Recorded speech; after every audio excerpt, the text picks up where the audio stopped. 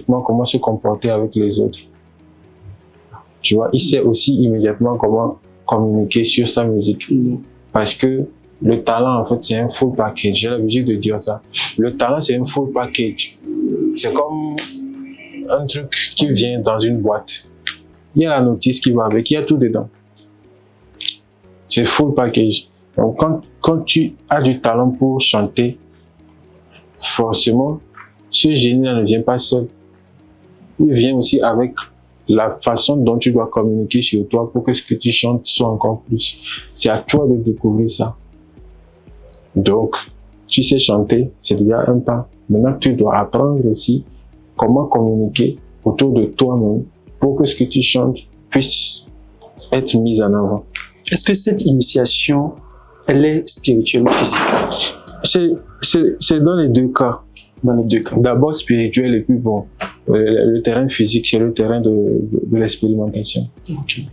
Tu vois les stars ivoiriennes aujourd'hui, Titipi, eux tous, ils ont suivi une initiation spirituelle. Ça veut dire qu'il y a quelqu'un derrière qui fait ce travail? Oui, il y a quelqu'un derrière qui fait ce travail. Malheureusement, au Togo, on n'en a pas quelqu'un qui fait ce travail. Mais il y a les charlatans dans les villages qui suivent. Oui. Il y a les charlatans.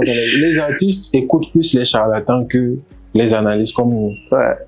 Parce que normalement, tout ce que je fais là, si j'étais habillé en rouge avec des traits, etc., et que je fais ça, peut-être que ça allait beaucoup plus passer mieux, en réalité. Parce que les artistes écoutent plus les conseils superstitieux que les analyses logiques. C'est ça. Alors que bon, si tu es dans la superstition, ça veut dire qu'il n'y a rien de tangible, il n'y a pas une structuration bien définie. Donc tu vas marcher dans une direction qui est une illusion en réalité, et à la fin tu vas voir qu'il n'y a rien. Et ben voilà, la carrière est perdue. On fait comment? Exactement, la carrière est perdue. Et c'est ces gens dont la carrière sont perdus qui reviennent généralement se victimiser dans le showbiz et qui donnent des conseils à des jeunes qui viennent. Est-ce que vous ne pensez pas réellement que les artistes dont les carrières ne fonctionnent plus réellement aujourd'hui sont aussi à la base des problèmes dans notre showbiz? J'ai l'habitude de dire que plus tu dures dans un milieu, plus tu deviens le sorcier de ce milieu. Tu vois? C'est pourquoi on considère nos grands-mamans au village comme des sorciers. Non. Parce qu'ils sont âgés, ils ont duré dans la vie. Donc, forcément, la façon de voir les choses fait que, bon, voilà, ils ne sont pas prêts à tolérer certaines choses. Donc, c'est des sorciers, en gros. Et puis, en réalité, ils sont des sorciers. C'est pas qu'ils ont des pouvoirs magiques.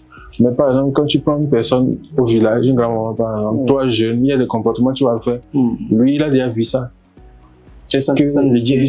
Voilà. Peut-être que toi, tu vas vouloir faire un truc qui va te dissuader. Il va te dire, laisse ça, parce que peut-être, etc. Tu vas le voir comme une sorcier. C'est aussi ça l'un des problèmes des conflits qui existent entre notre génération et l'ancienne génération. C'est une différence de perception. Donc, plus tu dures dans un domaine, plus tu deviens le sorcier de ce domaine-là. Maintenant, tu vas de savoir si ta sorcellerie, tu vas l'utiliser de façon positive ou pas. Tu vois un peu? Ouais, je comprends. Les artistes qui ont duré dans la musique et que leur carrière n'a pas marché, mais ils sont toujours là. Ils sont devenus les sorciers de la musique. Ils sont devenus des sorciers de la musique. Donc, comme ils sont frustrés par peut-être leur échec, ils préfèrent donner de mauvais conseils aux autres, revendiquer un certain respect qu'eux-mêmes n'ont pas su imposer. Non. Et tout ça freine aussi le développement du milieu, parce qu'aujourd'hui au Togo, il y a beaucoup d'aînés qui sont aigris. C'est pas que dans le domaine de la musique, hein. Non. Dans tous les domaines professionnels, presque dans tous les secteurs, il y a des aînés qui sont très aigris des jeunes. Ils sont aînés, ils ont déjà fait leur temps, mais quand ils voient un jeune venir, etc., ils sont aigris pour rien, tu sais même pas pourquoi. Ils sont aigris. Et tu vas entendre les discours du genre, là, les jeunes d'aujourd'hui, alors que c'est les jeunes qui sont la relève. Tu vois, on a un sérieux problème de leadership dans notre pays, et c'est à tous les niveaux, c'est pas que dans la musique. Maintenant, si on prend le cas de la culture, quand tu vois les artistes, quand vous êtes aîné, vous avez commencé le truc, et déjà un succès, le fait que vous avez déjà commencé. Hein. Commencer, c'est déjà un succès. Vous avez ouvert la porte. C'est déjà un succès, c'est bien. Ça veut dire que même si vous n'arrivez pas au bout, au moins vous avez le mérite d'avoir commencé. Ok. Donc, quand votre carrière n'aboutit pas comme vous voulez, et que vous voyez que bon, vous êtes dans une situation misérable, au minimum, il faut avoir le leadership là, de pouvoir aider ou bien pousser les jeunes qui arrivent avec le peu que vous avez là. Exactement. Peut-être que c'est en faisant ça que vous allez encore avoir mieux satisfaction, une bonne suite. Ça veut dire que normalement, ce que tu n'as pas pu faire, tu peux pousser un jeune à le faire. Tu vois? Malheureusement, chez nous, c'est l'inverse qu'on voit. Et même dans nos familles, c'est comme ça. Ce que tu n'as pas pu faire, ton enfant veut faire, tu commences à lui dire, hey, c'est quoi? Non, genre, tu trouves des problèmes en fait. Tu trouves des choses pour le dissuader, tu trouves des théories pour l'amener à ne pas croire que c'est possible. Parce que toi, tu n'as pas pu faire. C'est un peu la sorcellerie dont souffre le milieu. Et c'est à tous les niveaux. Tu vois, les aînés n'ont plus confiance aux jeunes. Simplement parce que eux-mêmes, ils n'ont pas pu réussir certaines choses. Donc, ils pensent automatiquement que les jeunes aussi ne vont pas réussir ou ne peuvent pas le faire. Tu vois? Donc, certains jeunes qui sont confrontés à cette sorcellerie de la part des aînés, lorsqu'ils arrivent à trouver leur voie tout seuls, forcément, ils ne vont pas te respecter. Hein? Parce que tu ne t'es pas comporté comme un leader envers lui. Il s'est taillé la voie tout seul. Donc, il va te respecter comment?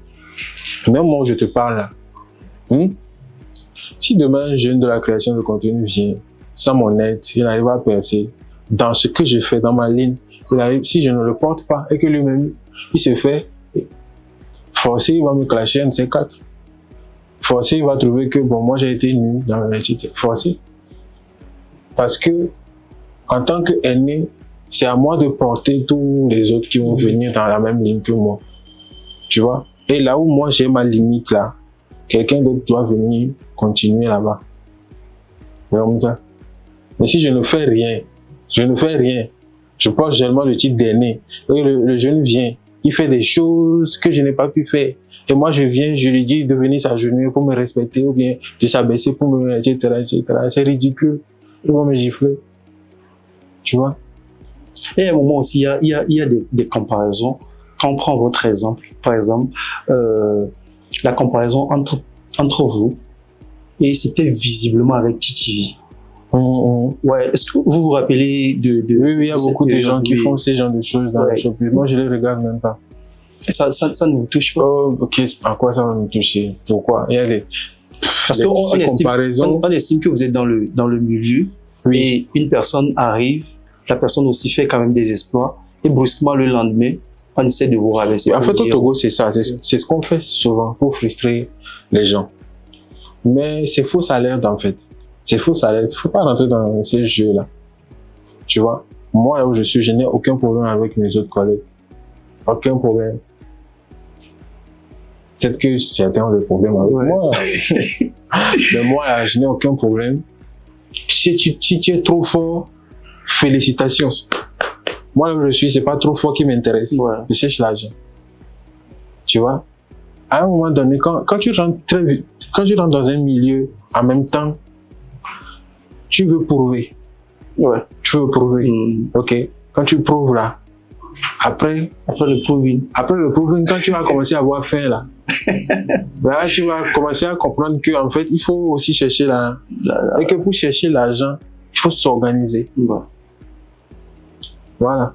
C'est dans la quête de capitalisation là que tu vas te rendre compte que des fois, s'associer avec celui que tu penses être le plus nul là, ça peut créer quelque chose. Ouais.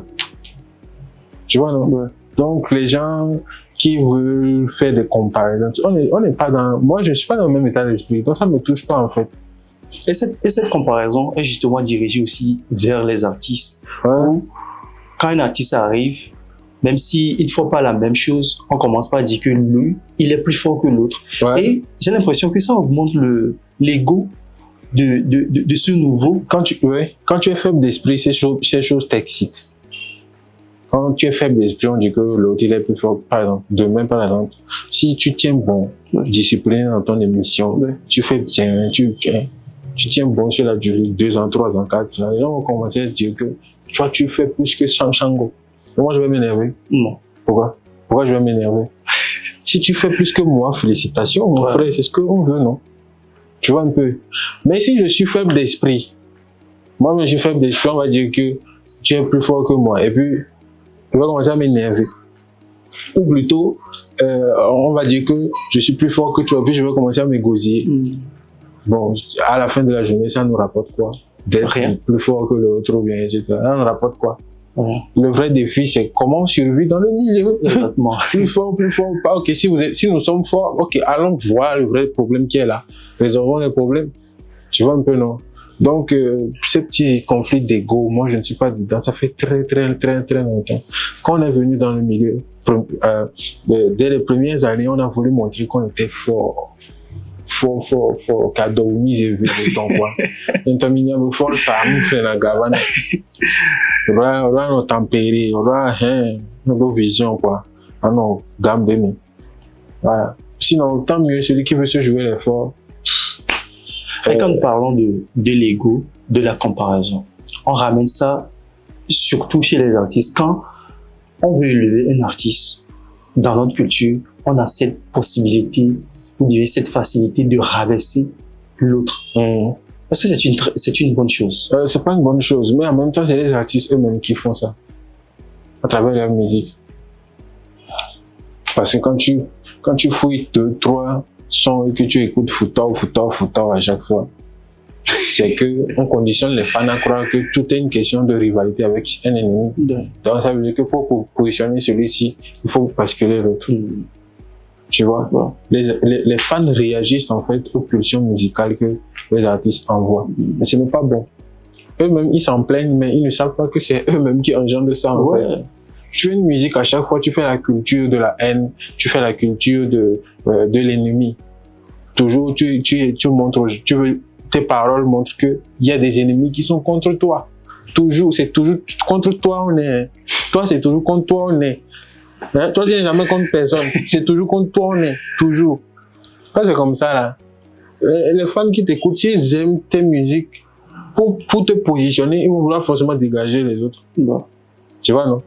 Alors que quand tu chantes une musique qui lui apporte de la joie, de la positivité, dépourvue de ces concepts de haine et tout, il est possible que tu aies de la place et que l'autre aussi ait de la place. C'est ce qu'on voit dans les autres pays. Tu vois, au Nigeria, qui est la plus grande industrie musicale de l'Afrique, il y a beaucoup de stars. Beaucoup. C'est pas petit. Ils sont nombreux. Et tu écoutes les messages qu'ils chantent, tu écoutes l'afrobeat. C'est la joie, c'est bon, on fait danser, c'est le concept. C'est en fait, tu vois un peu, non? Il y a de la place pour tout le monde dans le divertissement comme ça.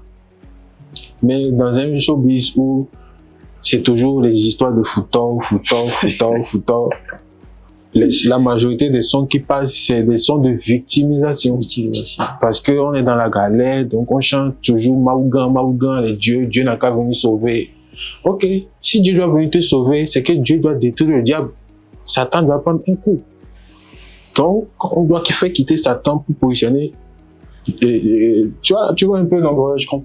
Donc, quand les artistes sont dans cet état d'esprit à composer la musique comme ça, le public va toujours réagir comme ça. Et il y a un phénomène aussi que je remarque souvent. On a un artiste qui commence par briller, à un moment, il s'éteint, il disparaît complètement. Et il revient avec une chanson d'espoir. On peut prendre le cas de, c'est comme Shadow, El Miliaro, récemment Gigado. Et après ces sorties, ils disparaissent encore. Je vais revenir sur le cas de Gigado. Ça m'intéresse, le cas de Gigado. Le jeune là, il est totalement perdu. Des fois, tu penses que c'est sa maison de production, mais en réalité, c'est lui-même le problème. Est-ce qu'il travaille encore ça, avec ça? Non, il ne travaille plus avec sa maison de production, mais on ne voit pas de résultats. Parce qu'avant, on pensait que c'était la maison de production. Maintenant, il n'est plus sous le contrat de la maison de production. Mais on ne voit toujours rien. Donc là, tu vois, tu sens que c'est l'artiste même, en fait, qui ne se comprend pas dans son génie artistique. Tu vois un peu? Il y a des artistes comme ça, qui ne se comprennent pas eux-mêmes. Ils ne savent pas comment aborder leur génie artistique, comment créer, pourquoi créer surtout. Ils ont un problème de direction artistique. C'est ça qui fait que ils ne savent pas quoi chanter en réalité. ils chantent des choses peut-être qui n'intéressent pas grand monde. Et des fois, quand leurs sons percent, ils ne savent pas pourquoi leurs sons percés. Tu vois, quand tu vas dans l'industrie